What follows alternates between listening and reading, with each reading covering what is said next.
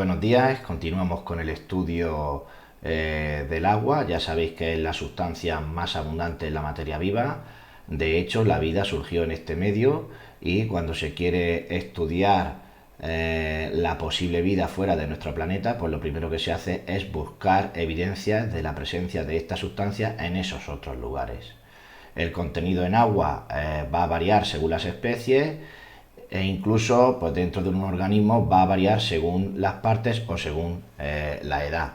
Como podéis ver en esta diapositiva, en la primera columna pues nos aparece el contenido hídrico en diferentes animales. En el feto humano, por ejemplo, a los 3 meses estaríamos hablando de un 94%, ya en el hombre adulto pues baja ese porcentaje. Pero luego, por ejemplo, en el cangrejo de río, en caracol, pues son porcentajes muy altos y la medusa llega incluso al 95% porque parece razonable pensar que aquellos animales que viven en este medio, pues su contenido hídrico sea superior. Pero vamos, que siempre nos vamos a mover entre el 60 y pico por ciento y el 90 y pico por ciento en el caso de animales.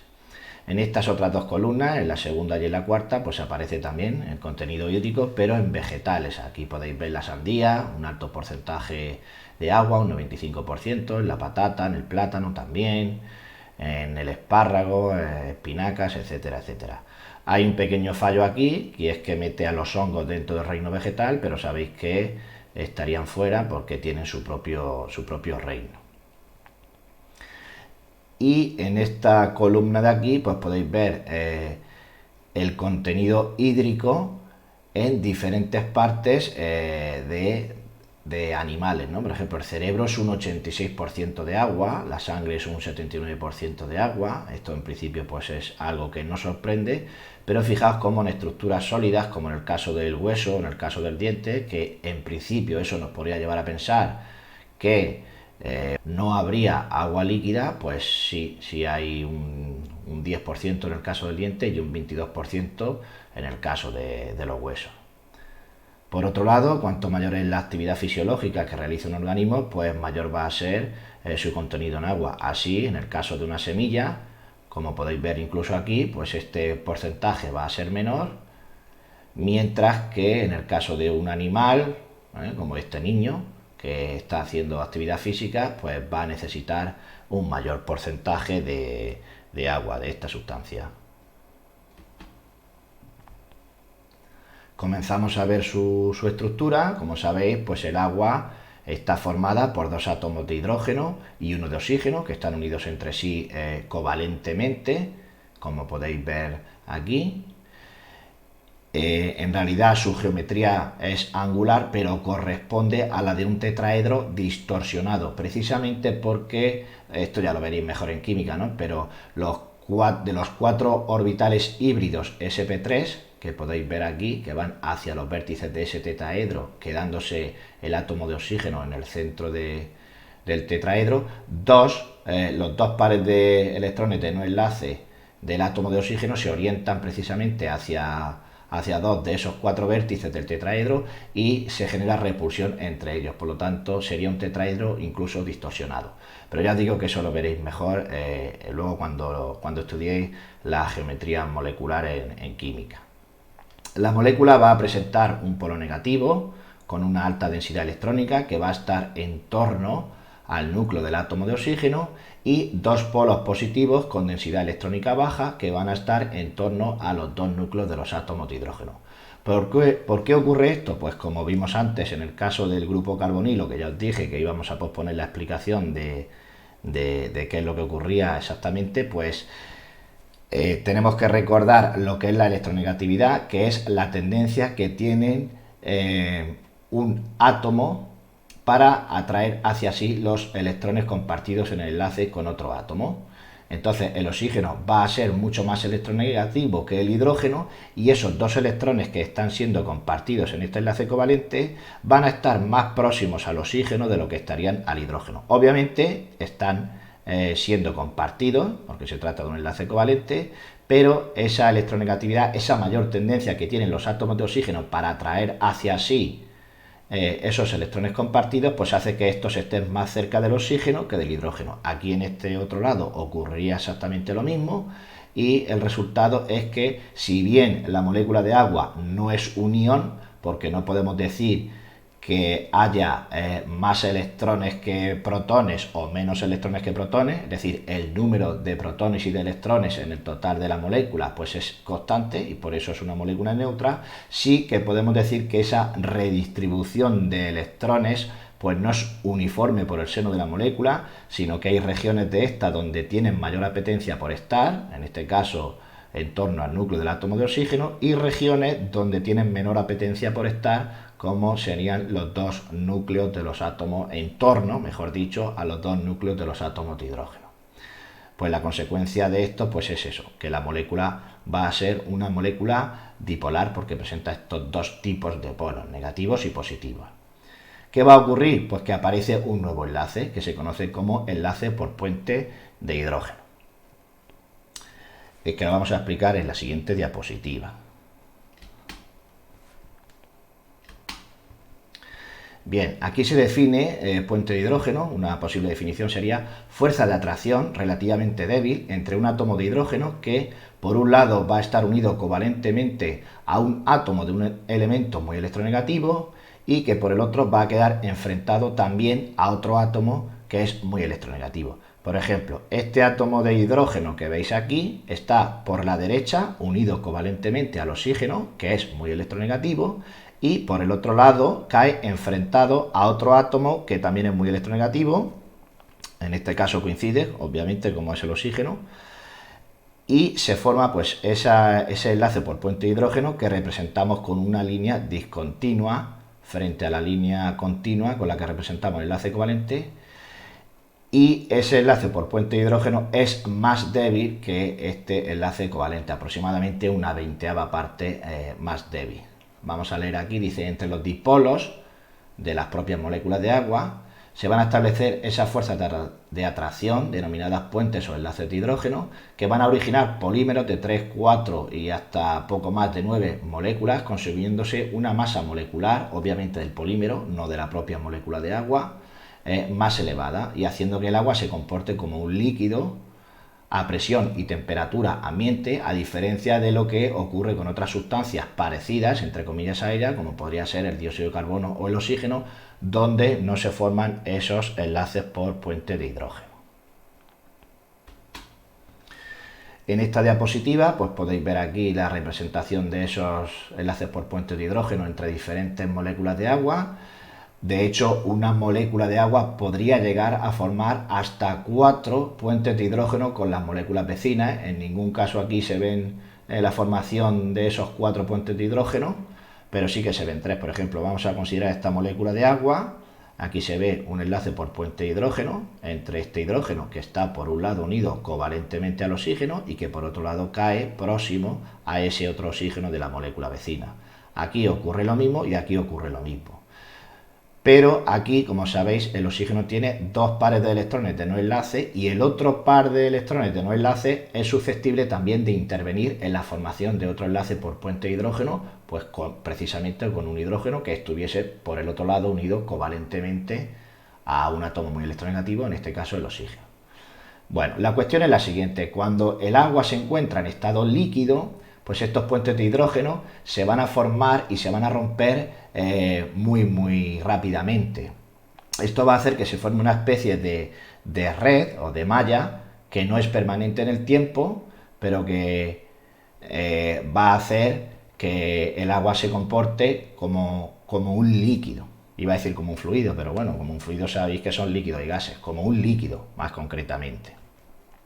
Sin embargo, cuando bajamos la temperatura y el agua empieza a congelar, esos puentes de hidrógeno dejan de ser transitorios para volverse permanentes, con lo cual una misma masa de agua empieza a ocupar un volumen mayor, por lo tanto su densidad disminuye.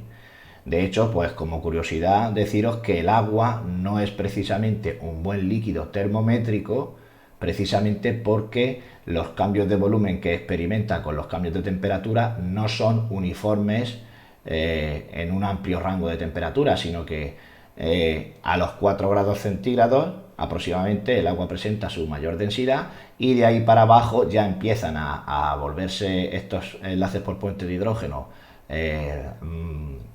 más duraderos, y entonces pues una misma masa de agua, como acabamos de decir, ocupa un mayor volumen, y eso explica por qué tiene el agua una menor densidad cuando se encuentra en estado sólido, el hielo, frente al agua en estado líquido. Esto va a posibilitar precisamente la vida en aquellos lugares del planeta Tierra muy fríos, donde pues debajo de esas gruesas capas de hielo pues se encuentra el agua en estado líquido y posibilita la vida.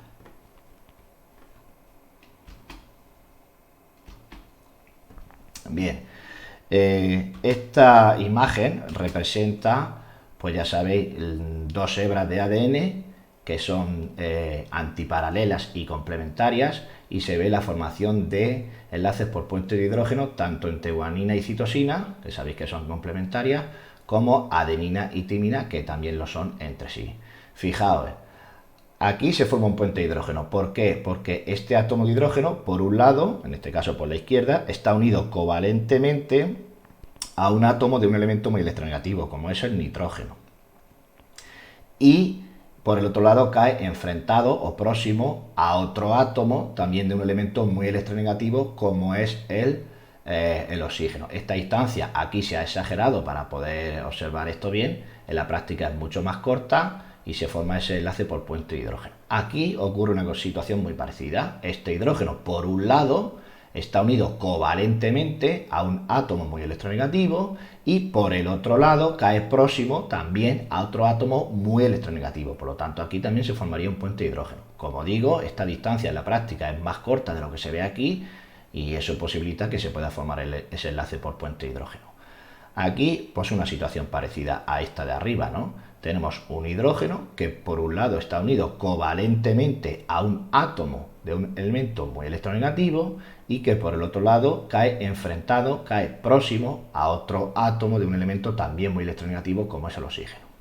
Aquí ocurriría lo mismo y aquí ocurriría lo mismo. ¿Y qué es lo que pasa aquí? Pues si dibujáramos la forma expandida, ¿no?, de este enlace, tendríamos aquí una rayita y luego tendríamos el hidrógeno. Este hidrógeno sí que cumple uno de los 2 requisitos para formar ese enlace por puente de hidrógeno, y es caer cerca, enfrentado o próximo a un átomo de un elemento muy electronegativo, como es el oxígeno. Pero este hidrógeno estaría unido covalentemente al carbono, y el carbono no es suficientemente electronegativo. Esa es la razón por la cual aquí, a diferencia de los casos anteriores, no se forma ese enlace por puente de hidrógeno. Y aquí la pregunta es, ¿y cuáles son los átomos suficientemente electronegativos susceptibles de poder intervenir en enlaces por puente de hidrógeno? Pues fácil y sencillo, son 3: flúor, oxígeno y nitrógeno. Y no salgáis de ahí, porque entonces os vais a volver locos. Esos son los 3 átomos que son suficientemente electronegativos y pequeños como para que se puedan formar estos enlaces por puente de hidrógeno. Bien, continuamos con las propiedades físico-químicas del agua. No las vamos a ver todas, vamos a ver solamente las que aparecen en el temario, pero bueno, igual pues comento alguna otra. En primer lugar, pues es un líquido que a presión y temperatura ambiente va a mostrar una elevada fuerza de cohesión entre sus moléculas. ¿A qué se va a deber esa elevada fuerza de cohesión? Precisamente a esos enlaces por puente de hidrógeno. De alguna manera, si yo pudiera tirar de una sola molécula, el resto de moléculas que están unidas por enlaces por puente de hidrógeno con esa primera se moverían en la misma dirección. Eso significa cohesión, que están muy unidas unas con otras, precisamente por esos numerosos enlaces por puente de hidrógeno que se establecen entre ellas. Otra propiedad es que el agua va a ser el mejor disolvente de las sustancias polares. Esto está relacionado un poco con su elevada constante dieléctrica. ¿En qué se traduce esto? Pues aquí tenéis un ejemplo. Mirad, cuando echamos un cristal de cloruro de sodio en agua, esos cationes sodio y esos aniones cloruro, que hasta ahora estaban estabilizados formando ese cristal, pues van a encontrar una mayor estabilización solvatándose o rodeándose de moléculas de agua. ¿Cómo ocurre esto? Pues por ejemplo, el catión sodio, sabéis que tiene carga positiva, se va a solvatar, se va a rodear de moléculas de agua, de manera que el polo negativo de estas, que estaría localizado en torno al átomo de oxígeno, va a quedar más próximo al catión sodio de lo que estarían los polos positivos, que se corresponderían con los hidrógenos. De esta manera el sodio se va a poder solvatar, rodear de esas moléculas de agua que le van a aportar esas pequeñas cargas negativas por diferentes puntos, y eso le va a dar una gran estabilidad. Por eso el sodio quiere separarse del cloro, y eso explica su solubilidad. Para el cloro pues ocurre exactamente lo mismo, Los aniones cloruros se van a solvatar también, se van a rodear de moléculas de agua, pero en este caso las moléculas de agua se van a orientar de manera que sus polos positivos, es decir, sus átomos de hidrógeno, queden más próximos al anión de lo que quedaría el átomo de oxígeno, y se consigue así pues estabilizar, esta es la clave, estabilizar esos aniones cloruros, de manera que en disolución acuosa pues los cationes sodio y los aniones cloruros prefieren estar separados y rodearse cada uno de ellos con moléculas de agua, como acabamos de explicar, en vez de estar juntos. ¿Qué ocurre si por alguna razón vamos evaporando el agua? Como ocurre, por ejemplo, en las salinas de Torrevieja. Pues que llegará un momento en que no habrá suficiente número de moléculas de agua como para satisfacer o para estabilizar todos los iones presentes disueltos en esa disolución, y de pronto pues estos iones, estos cationes sodio y estos aniones cloruros, tendrán que volver a estabilizarse entre sí sin ayuda de estas moléculas de agua, y entonces así cristalizan. Esa es un poco la idea de la cristalización. Otras dos propiedades físico-químicas del agua que están muy relacionadas entre sí es que, por un lado, el agua tiene un elevado calor específico, el cual se define como la cantidad de calor que hay que suministrar a un gramo de una sustancia para elevar su temperatura en 1 grado centígrado. De hecho, si mal no recuerdo, la caloría se definía así, como la cantidad de calor que había que suministrar a 1 gramo de agua para elevar su temperatura desde los 14,5 hasta los 15,5 grados centígrados. No estoy muy seguro, pero creo que era así como se definía. ¿A qué se va a deber esto? Pues se va a deber a que la energía que estamos suministrando cuando estamos calentando el agua se va a invertir una parte, obviamente, en aumentar la velocidad de sus moléculas, y por tanto va a aumentar la energía cinética promedio de todas ellas, pero otra parte va a ir destinada a la ruptura de esos enlaces por puentes de hidrógeno intermoleculares, ¿no?, que se dan entre unas moléculas de agua y otras. Por eso va a tener un elevado calor específico, mientras que en otras sustancias el calor que vamos suministrando, la energía que vamos suministrando, se invierte única y exclusivamente en aumentar la movilidad y la energía cinética de ellas. En el caso del agua, parte se invierte en aumentar la movilidad y parte de esa energía se invierte en romper esos enlaces por puente de hidrógeno. Como dato curioso, el calor específico por gramo de agua es incluso superior al de un metal. Y el elevado calor de vaporización, que a diferencia de este requiere un cambio de estado, concretamente de líquido a gaseoso, pues es la cantidad de calor que hay que suministrar a esa sustancia para que se evapore.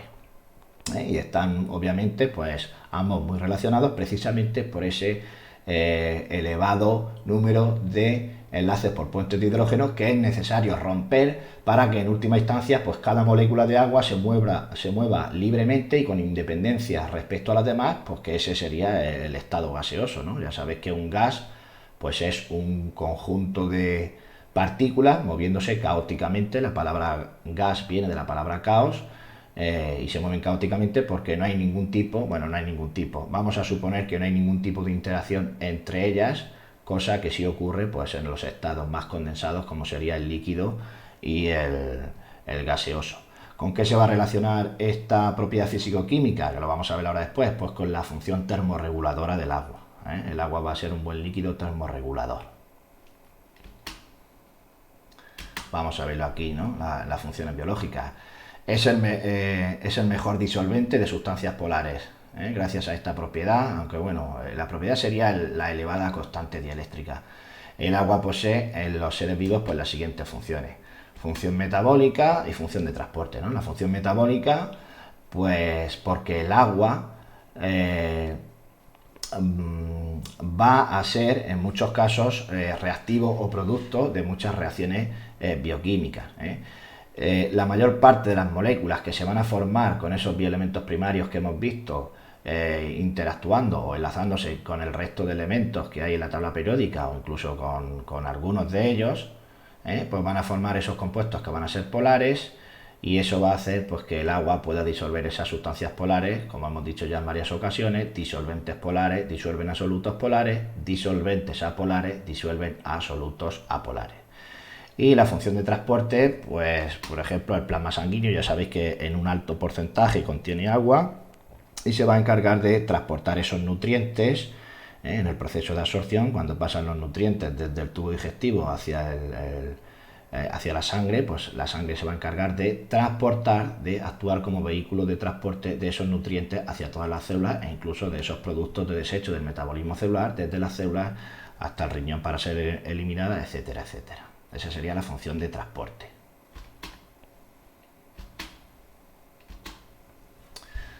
Vale, el agua presenta una elevada fuerza de cohesión entre sus moléculas, justo lo hemos comentado antes, ¿vale? Están muy unidas unas moléculas de agua a otras precisamente por esos puentes de hidrógeno, y esto pues se va a traducir en funciones biológicas como función estructural en los seres vivos. El agua va a cumplir esa función en los seres vivos, pues ya que presenta una viscosidad y una resistencia a la compresión que la hacen ideal para actuar como lubricante, amortiguador mecánico y dar flexibilidad, elasticidad y mantener la forma de las células. Por ejemplo, que la célula se pueda mantener turgente y que exista esa protección mecánica, ¿no?, frente a golpes, etcétera. El elevado calor específico y de vaporización, pues son dos propiedades fisicoquímicas que van a estar implicadas en la función termorreguladora del agua. Ya hemos dicho anteriormente que para calentar el agua hace falta una gran cantidad de energía, precisamente porque hay que romper, no solamente hay que aumentar la movilidad, la energía cinética promedio de esas moléculas de agua, sino que también para conseguirlo hay que romper esos enlaces por puentes de hidrógeno. Si nosotros jugamos un partido de fútbol o estamos un rato con la bicicleta y sudamos, pues pasado un cierto tiempo tenemos la necesidad de beber agua, pero bebemos, pues no sé, medio litro de agua, por ejemplo, ¿no?, en un caso puntual. Si en vez de refrigerarnos o termorregularnos, por utilizar una palabra más específica, con agua, lo hiciéramos con acetona o con alcohol, que son dos sustancias cuyo calor específico y de vaporización es mucho más bajo que el del agua, pues tendríamos la necesidad no de ingerir medio litro, como en el caso del agua, sino que tendríamos que bebernos 5 litros o 8 litros de acetona, lo cual desde el punto de vista biológico pues sería un disparate. Menos mal que tenemos el agua como líquido termorregulador y no necesitamos pues ingerir un volumen tan exagerado. Función bioquímica, volvemos a lo mismo, ¿vale? Dice, el agua participa activamente en muchas reacciones siendo reactivo o producto de las mismas. Por ejemplo, el dador de electrones del fotosistema 2, cuando veamos el anabolismo lo vamos a ver con más detalle, pues va a ser la molécula de agua. La molécula de agua va a ser la que va a dar continuamente electrones al fotosistema 2 y en última instancia al fotosistema 1 para que tenga lugar la fotorreducción del NADP+ a NADPH, y también va a aportar esos hidrógenos que son necesarios. Por lo tanto, ahí en la fotosíntesis va a tener un papel muy activo. Y por otro lado, pues también en el caso de las enzimas, las enzimas hidrolasas, dice, rompen enlaces en presencia de agua incorporando a ambos lados del enlace roto los iones hidrógeno por un lado e hidroxilo por otro. Estoy pensando en un disacárido. Ya sabéis que en el enlace O-glucosídico se libera una molécula de agua. Hay muchos enlaces que los vamos a ver, bueno, ya los vimos el año pasado, en los que después de producirse ese enlace, como por ejemplo el enlace peptídico, el enlace éster, se libera una molécula de agua. Bueno, pues en el caso del enlace O-glucosídico, en el que a partir de un monosacárido más otro monosacárido se ha formado ese disacárido, si nosotros quisiéramos hidrolizar, es decir, hidrólisis significa romper por medio de agua ese enlace, necesitaríamos dos cosas. Por un lado, la enzima que específicamente lo va a hacer, en el ejemplo que os estoy poniendo, una disacaridasa. Y por otro lado, esa enzima tendría que hacer uso de una molécula de agua para incorporar por un lado un hidrógeno y por otro lado el grupo hidroxilo y restituir los dos monosacáridos que dieron lugar a ese disacárido mediante ese enlace O-glucosídico.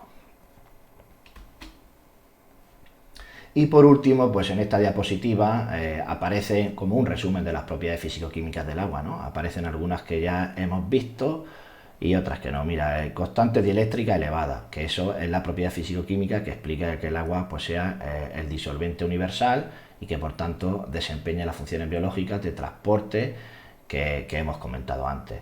La elevada fuerza de cohesión, pues también. La fuerza de cohesión es una medida de cómo unas moléculas de agua están atraídas por otras moléculas de agua vecinas. Entonces, pues precisamente por esos puentes de hidrógeno, pues va a hacer que esta fuerza de cohesión, en el caso del agua, pues sea elevada a esos numerosos puentes de hidrógeno. Frente a la fuerza de adhesión, que va a ser como, en este caso, esas moléculas de agua interaccionan con sustancias de otra naturaleza, como por ejemplo el vidrio.